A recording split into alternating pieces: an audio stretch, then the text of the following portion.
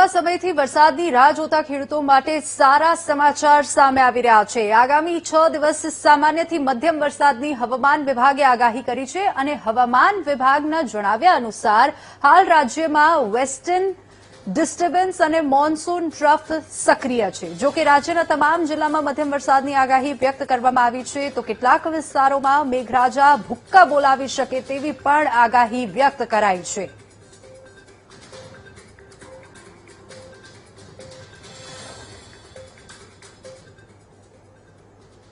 તો હવે આપણે અલગ અલગ સિસ્ટમના માધ્યમથી અલગ અલગ ખાનગી વેબસાઇટના માધ્યમથી જાણવાનો પ્રયાસ કરીશું કે કયા જિલ્લામાં ક્યારે વરસાદ વરસશે અને હાલ શું પરિસ્થિતિ છે, ક્યાં સિસ્ટમ જે છે તે સક્રિય થઈ છે, તે તમામ વસ્તુઓ આપણે અહીંયા જાણવાનો પ્રયાસ કરીશું।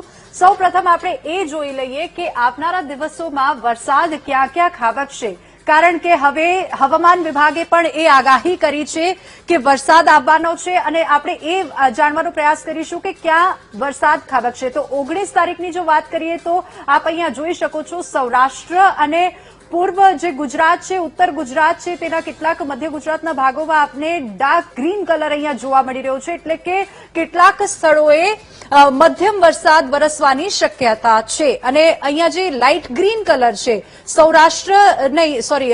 દક્ષિણ ગુજરાતના જે જિલ્લાઓ છે ત્યાં આપ જોઈ શકો છો લાઇટ ગ્રીન કલર, એનો મતલબ એ થાય છે કે ત્યાં પણ હળવાથી મધ્યમ વરસાદની આગાહી જે છે તે વ્યક્ત કરવામાં આવી છે। તો કચ્છની જો વાત કરીએ તો કચ્છમાં પણ છૂટાછવાયા સ્થળોએ હળવાથી મધ્યમ વરસાદની આગાહી અહીંયા વ્યક્ત કરવામાં આવી છે। આ 19 તારીખની વાત થઈ ગઈ છે। જો કે વાત કરીએ તો આના આગલા દિવસે એટલે કે 20 તારીખની જો વાત કરીએ સોમવારે પણ વરસાદની અહીંયા શક્યતા ઉત્તર ગુજરાત, મધ્ય ગુજરાત, સૌરાષ્ટ્ર, કચ્છ આખા ગુજરાતમાં અહીંયા વરસાદ ખાબકશે, પરંતુ જે વાત કરીએ તો સૌરાષ્ટ્ર અને દક્ષિણ ગુજરાતમાં સૌથી વધારે વરસાદ વરસવાની અહીંયા સંભાવના છે। તેવી જ પરિસ્થિતિ અહીંયા 21 તારીખની અહીંયા જોવા મળી રહી છે।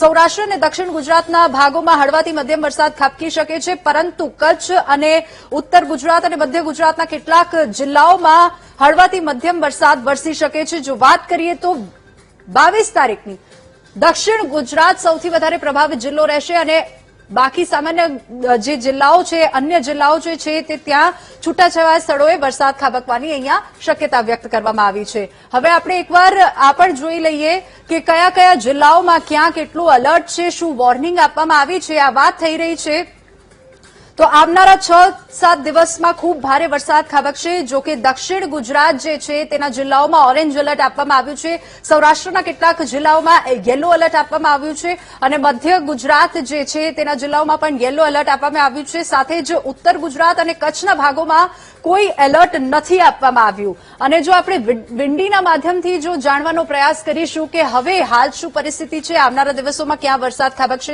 જો કે વાત કરીએ 20 તારીખની તો અહીંયા સ્થિતિ સામાન્ય જોવા મળી રહી છે। પવનો ફૂંકાઈ રહ્યા છે, પરંતુ વરસાદની શક્યતા અહીંયા નહીવત છે। અત્યારે વિંડીના આ સિસ્ટમ જે છે તે દર્શાવી રહ્યું છે, પરંતુ ધીમે ધીમે 20 તારીખમાં જો આગળ વધીએ તો બપોર બાદ ત્યાં વરસાદી સિસ્ટમ ધીમે ધીમે દક્ષિણ ગુજરાતથી આગળ વધી રહી છે। મુંબઈ તરફથી, મહારાષ્ટ્ર તરફથી દક્ષિણ ગુજરાત તરફ અહીંયા વધતી જોવા મળી રહી છે અને ત્યાં પણ ભારે પવન ફૂંકાઈ રહ્યા છે, એટલે કે 20 તારીખે સાંજ પછી વાતાવરણમાં પલટો આવશે। 21 તારીખની જો વાત કરીએ તો ત્યાં પણ 20 તારીખ પછી વાતાવરણમાં પલટો આવી રહ્યો છે અને 21 તારીખની જો વાત કરીએ તો દક્ષિણ ગુજરાતમાં સ્થિતિ અહીંયા જે છે આપણે મેપમાં પણ જોયું, દક્ષિણ ગુજરાતમાં અહીંયા સુરતની આસપાસ જે છે તે વરસાદ વરસી શકે છે। 22 તારીખની જો વાત કરીએ તો મહારાષ્ટ્ર સૌથી વધારે પ્રભાવિત એ અહીંયા વિસ્તાર જોવા મળી રહ્યો છે અને વચ્ચે અહીંયા મધ્ય ભારતમાં એક સિસ્ટમ સક્રિય છે, જેની અસર ઉત્તર ગુજરાત અને પૂર્વ ગુજરાતના ભાગો પર પડશે અને આ અહીંયા જે સિસ્ટમ ભોપાલ પાસે બની રહી છે તેની અસર જે છે ઉત્તર અને મધ્ય ગુજરાત પર પડશે, જેના કારણે વરસાદ ખાબકશે ઉત્તર અને